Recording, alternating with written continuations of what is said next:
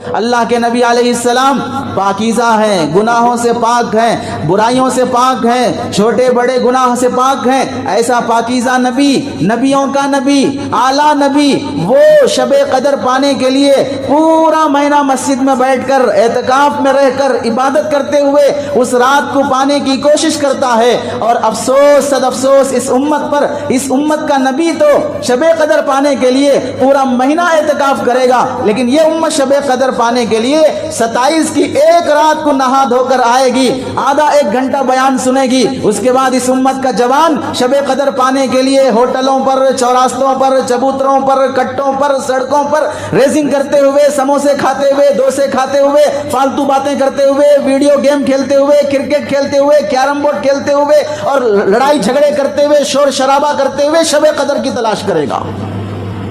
اس امت کو شب قدر پانے کے لیے اس کا نوجوان اتنا حیوان بن جائے گا، ان کی مسجدوں کے پاس مسلم ایریوں میں پولیس آ کر کھڑے رہے گی، پتہ نہیں کیا ہونے والا ہے، کیونکہ یہ مسلمان شب قدر کی تلاش میں نکلا ہے۔ اب تلاش میں معلوم نہیں کیا کر دے گا، ڈھونڈنے نکلا ہے، پتہ نہیں ڈھونڈتے ڈھونڈتے کیا کر دے گا، اس لیے پولیس ایریوں میں آئے گی اس کی حفاظت کے لیے، کہاں کون سی لائٹ توڑ دے گا، کہاں ریسنگ کرتے ہوئے جان جائے گی، کہاں یہ کسی کو مار دے گا، کسی کا گیٹ توڑ دے گا، کسی کی کار پھوڑ دے گا، کیا کرے گا نہیں معلوم، کیونکہ یہ تلاش میں نکلا ہے۔